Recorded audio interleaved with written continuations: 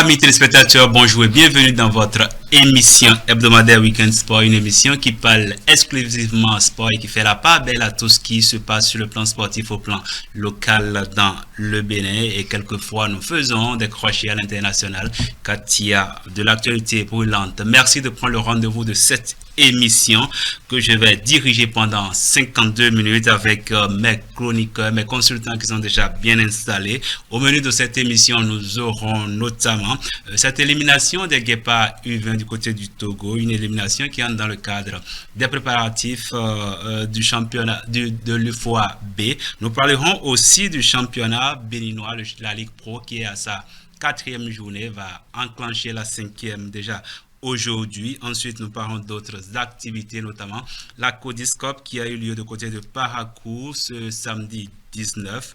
Aussi, nous ferons un tour si le temps nous le permet au niveau de la pétanque, cette discipline sportive qui, dans un passé très récent, a fait connaître le Bénin au niveau international. Amis téléspectateurs, merci de prendre le rendez-vous et nous partons tout de suite pour la première rubrique de l'émission qui est l'actualité.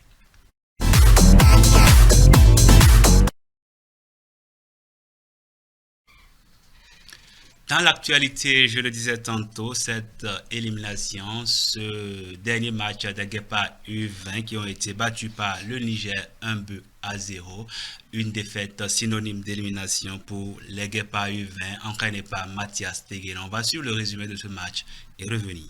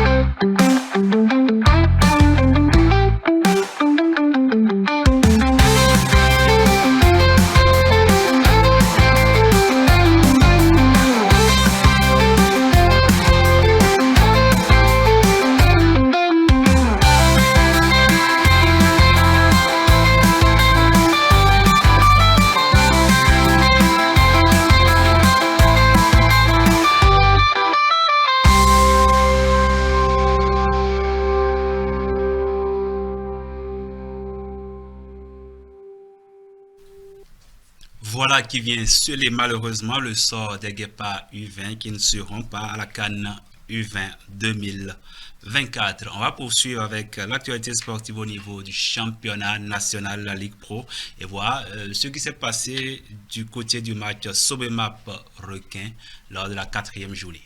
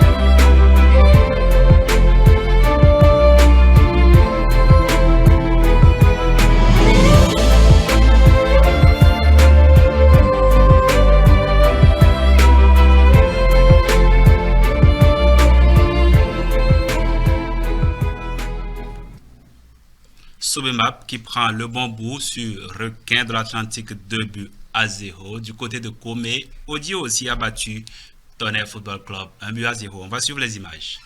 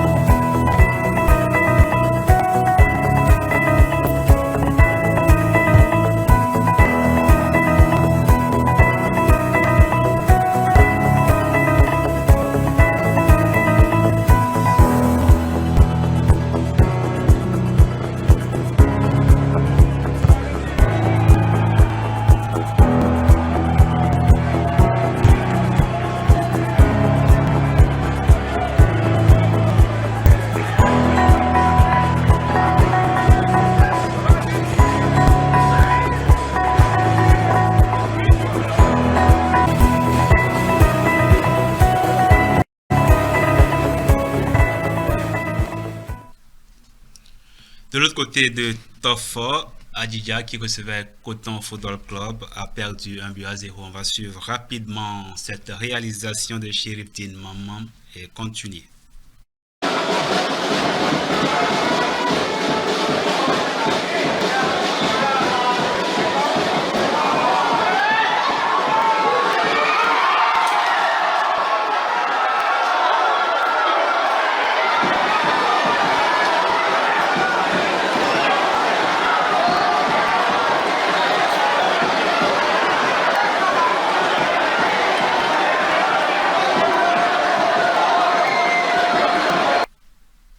Vous le voyez, c'est grâce à ce seul but que Coton Football Club a réussi à prendre les 3 points de la rencontre face à Adjidja et dans les autres matchs de cette 4e journée. Avec la complicité du réalisateur, on va dire que Beke Football Club a perdu 1 but contre 2 face à Banigansé. C'était du côté de Bembereke, un match qui a connu quelques incidents. On va en revenir certainement. Dynamic Football Club a fait match nul contre Buffle FC. Audio a gagné 1 but à 0 face à la Estonais.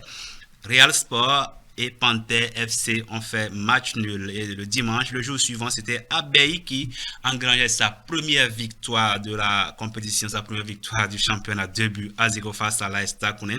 Boa FC de Sinandé a perdu 1 but à 0, sa première défaite aussi. US Cavalier a fait match nul avec Damisa Football Club du côté de Niki. Dynamo de Parakou qui recevait Lotto Popo. C'était un match soldé par 0 but partout. Espoir a perdu 0 but contre 1 face à Dynamo d'Abomey. Dans la poule B, la S Police a gagné 1 but à 0 face à Sitatunga. Asvo, JS Pobet, 2 buts partout. Avranco Omnisport, 1 but à 0 face à Ayema. Dragon FC a gagné 2 buts à 1 face à l'ASPAC. L'ISS Kraki a gagné 3 buts à 0 face à Étoile Filante. Et Adjidja Football Club a perdu, vous avez d'ailleurs vu les images, face à Coton.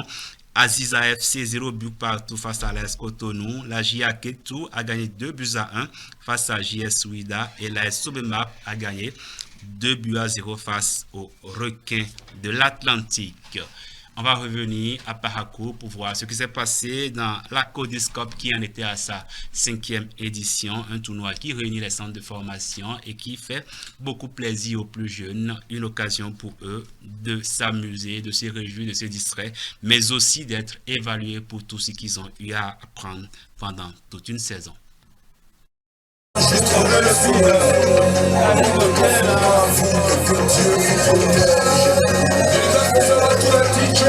Codiscope Junior 2024, ce tournoi éponyme de son principal sponsor et partenaire de tous les temps, la société Codis installée en Allemagne, a connu sa 5e édition ce samedi 19 octobre 2024 à Parakou. Des centaines d'enfants, filles et garçons, issus de divers centres de formation et académies de football et venus des 4 coins du Bénin, ont pris d'assaut les gradins et pelouses du stade Omnisport municipal de Parakou pour une journée marathon.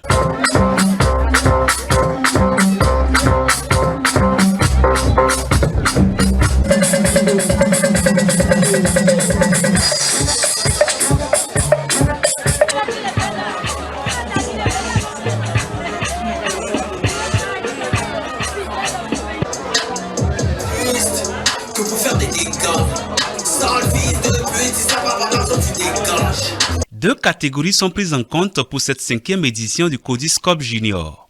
Les garçons U13 et les filles U20 ont pendant toute la journée de ce samedi 19 octobre compétit en poule pour livrer les 2 finalistes de chaque catégorie.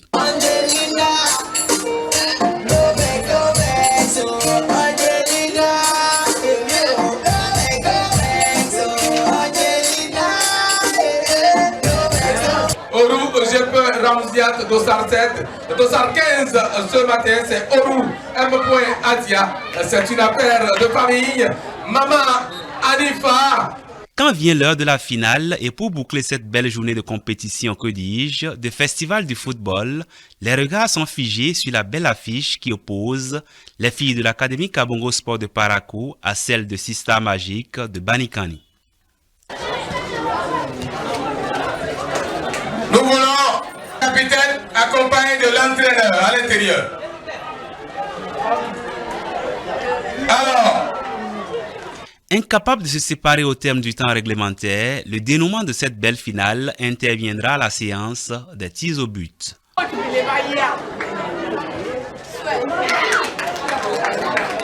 oui.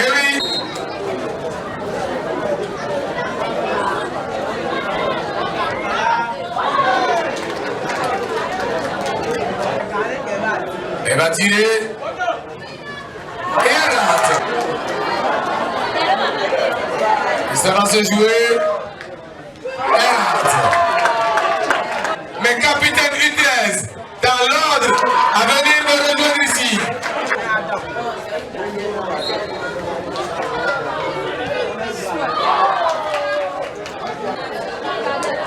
Elle prend son temps, elle tire et elle rate. Et c'est fini.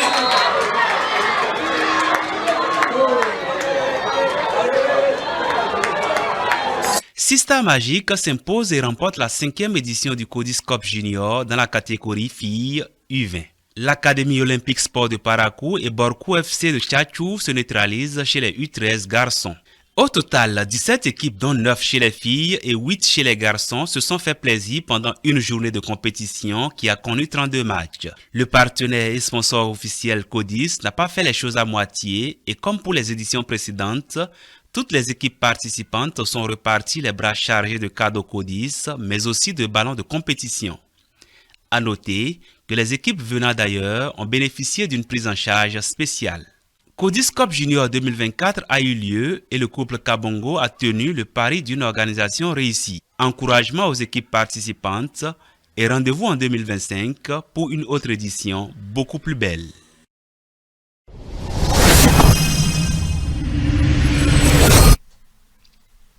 Rendez-vous en 2025 pour une nouvelle édition, la 6e, une édition que nous souhaitons beaucoup plus belle du football. Nous allons passer à la pétanque pour voir la cérémonie de lancement du championnat départemental de pétanque. C'était du côté de Parakou, une cérémonie qui a connu la présence du président de la Fédération béninoise de pétanque, Garba Yaya. C'est parti pour le championnat départemental de pétanque Borgou à Libouri. Le top a été donné par le président de la Ligue Borgou à Libouri, Yakoubou Touré, qui avait à ses côtés le président de la Fédération béninoise de pétanque, Garba Yaya. Au total, pour le compte de la zone 1, 26 clubs sont inscrits pour 95 triplettes. À la fin de ce championnat, la Ligue Borgou à Libouri aura donné 11 clubs pour participer au championnat national. Et un quota a été attribué à chaque zone, telle que la zone 1 qui regroupe les clubs de Parakou et Tchaourou, qui sont au nombre de 26, ont un quota de 6. Au niveau de la zone 2, qui regroupe les clubs de Ndali et autres, sont au nombre de 10, mais qui a un quota de 3. Et au niveau de la Libouri, qui est la zone 3, il va donner un quota de 2. Le championnat départemental se joue en triplettes. Et j'essaie de dire tantôt, c'est les quotas attribués aux clubs. Donc, ils sont 26 au niveau de la zone 1. Il y aura 6 clubs qui seront qualifiés pour les phases finales à Cotonou. Et le jeu se jouera en triplettes. C'est le terrain de Dema PC qui abrite cette première journée du championnat. Occasion pour le président de la Ligue Borgou à Libouri d'inviter les boulistes au fair play afin que le meilleur gagne. Tout ce que j'ai à dire aux pétanqueurs, c'est d'avoir la patience et le courage. Parce que pour grandir aujourd'hui, il faut passer par le chemin de la patience. Donc s'il y a la patience, tu finiras par regrouper tous les bonheurs de cette vie-là. Donc tout ce que je leur demande, que le fair play gagne. Parce qu'avec le fair play, on finira par nous prendre les meilleures ligues dans ce Bénin-là. Vraiment, c'est tout ce que j'ai à dire. Le président de la Fédération béninoise de pétanque a tenu à rassurer les clubs quant à la disponibilité des subventions. Il invite les uns et les autres à travailler à ce que les meilleurs clubs représentent le Borgou à Libouri au plan national. Comme les Bariba le disent, si le singe transpire, les poils ne vont pas vous permettre de voir. On a des difficultés, mais Dieu merci, aujourd'hui, nous avons eu le reste de la subvention et les compétitions vont aller normalement. Je vous remercie pour votre patience, parce qu'un compétiteur, il a besoin de se mesurer à l'autre. On l'avait bloqué, maintenant c'est décanté. Je vous demande le fair play, pour qu'on ne dise pas que nous sommes des délinquants. Et vous savez qu'il y a beaucoup de responsables qui sont parmi nous ici. Le championnat dure 3 journées.